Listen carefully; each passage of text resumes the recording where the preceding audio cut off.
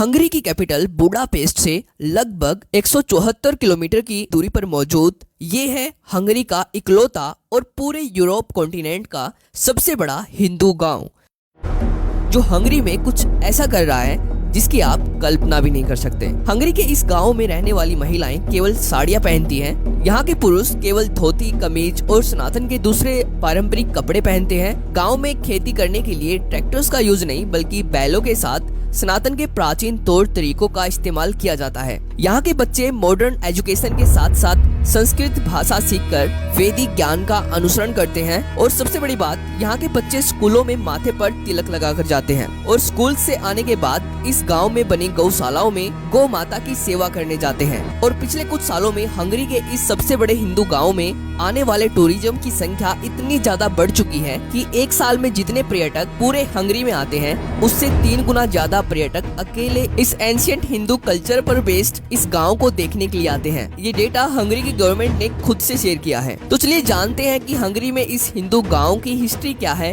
कैसे आज ये गांव हंगरी में इतना ज्यादा ट्रेंड कर रहा है, इसको किसने और क्यों बनाया, और जानेंगे कि कैसे यूरोपियन कंट्रीज में धीरे धीरे सनातन के एंशिएंट कल्चर की डिमांड बढ़ती जा रही है, जिससे इन देशों में सनातन के लिए एक बड़ी अपॉर्चुनिटी इंतजार कर रही है। तो इस वीडियो को पूरा जरूर देखना, बहुत सारी नई चीजों के बारे में आपको पता चलने वाला है। और अगर आपको ये वीडियो इम्पोर्टेंट लगती है तो वीडियो को लाइक करके इसको अपने रिलेटिव्स के साथ शेयर कर देना, जिससे इस वीडियो की रीच बढ़े और वीडियो ज्यादा से ज्यादा ऑडियंस तक पहुंचे। तो चलिए देखते हैं। दोस्तों, इस गांव के कई नाम हैं। सबसे पहला नाम है कृष्णा वैली, दूसरा नाम है नव ब्रज धाम यानी कि नया ब्रज धाम, तीसरा नाम है इंडियन कल्चरल सेंटर। पर इस गांव का मुख्य नाम कृष्णा घाटी यानी कि कृष्ण वैली ही है, जो लगभग 660 एकड़ में फैली हुई है। इस गांव में खुद के स्कूल्स हैं, खुद के आयुर्वेदिक सेंटर्स हैं, मंदिर है, खुद की जैविक कृषि, वो भी बैलों के साथ सनातन के प्राचीन पारंपरिक तौर तरीकों से की जाती है, जिसको देखकर आपको भी ऐसा लगेगा कि सच में हंगरी के इस गांव में सतयुग की शुरुआत हो चुकी है।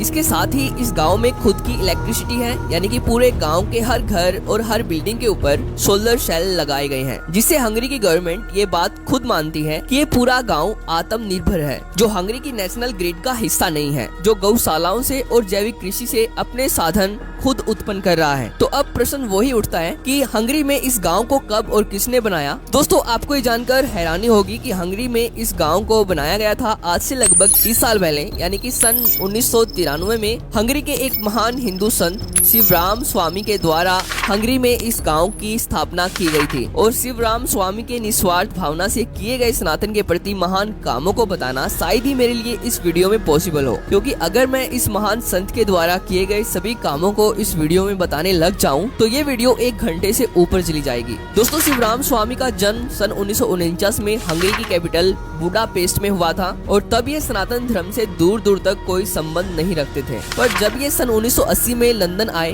तब इन्होंने भगवत गीता से प्रेरित होकर इस्कॉन को ज्वाइन किया और इस्कॉन के माध्यम से सनातन धर्म अपनाया और अपना सब कुछ छोड़ सनातन में एक साधु का जीवन अपना लिया और अपना सिंपल लिविंग और हाई थिंकिंग का मोटो बनाया, जो सनातन के वेदों से इंस्पायर्ड है। और इनको भगवत गीता इतनी ज्यादा पसंद आई कि हंगेरियन लैंग्वेज में भगवत गीता को ट्रांसलेट करने का पूरा क्रेडिट भी इन्हीं को दिया जाता है, जिसको पढ़कर बहुत सारे हंगरी के लोग सनातन धर्म अपना पाए हैं और इस हिंदू वैदिक गाँव में रहने के लिए प्रेरित हुए हैं। जिसके कारण साल 2009 में शिवराम स्वामी के कामों से खुश होकर हंगरी के उच्च शिक्षा और विज्ञान के तत्कालीन राज्य सचिव कैरोली मनहर्ज के द्वारा इनको हंगरी गणराज्य के गोल्ड क्रॉस ऑफ मेरिट से सम्मानित किया गया, जो हंगरी में दूसरा सबसे बड़ा पुरस्कार है। यह पुरस्कार शिवराम स्वामी के उत्कृष्ट और मूल्यवान धर्मार्थ और मानवीय कार्यों के लिए इनको दिया गया था। पर दोस्तों, केवल इतना ही नहीं, जैसे कि मैंने आपको वीडियो के स्टार्टिंग में बताया कि एक साल में जितना टूरिज्म अकेले पूरे हंगरी में आता है उससे 3 गुना ज्यादा टूरिज्म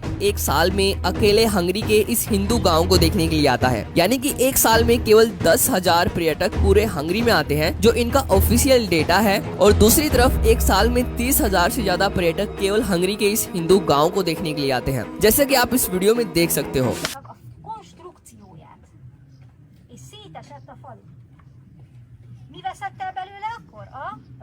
यहाँ पर हर हिंदू त्योहार को बहुत ही ऑर्गेनाइज तरीके से धूमधाम से मनाया जाता है, इसलिए खुलेआम हंगरी की गवर्नमेंट इस हिंदू गांव को पूरी तरह से सपोर्ट कर रही है हंगरी में कृष्ण भक्ति के माध्यम से सनातन धर्म का प्रचार करने के लिए। और इस गांव का हंगरी में ट्रेंड कितना ज्यादा बढ़ चुका है इसका अंदाजा आप यहाँ से लगा सकते हो कि जब ये गांव बनाया गया था तब इसके लिए 110 एकड़ लैंड खरीदा गया था इस्कॉन के द्वारा, और आज ये गांव फैलकर 660 एकड़ का हो चुका है। और धीरे धीरे हर साल इस्कॉन हंगरी में और ज्यादा लैंड खरीद रही है इस हिंदू इको विलेज को फैलाने के लिए। तो आज की इस वीडियो में इतना ही। अगर आपको वीडियो में दी गई जानकारी पसंद आई हो तो वीडियो को लाइक जरूर कर देना। तो थैंक्स फॉर वॉचिंग।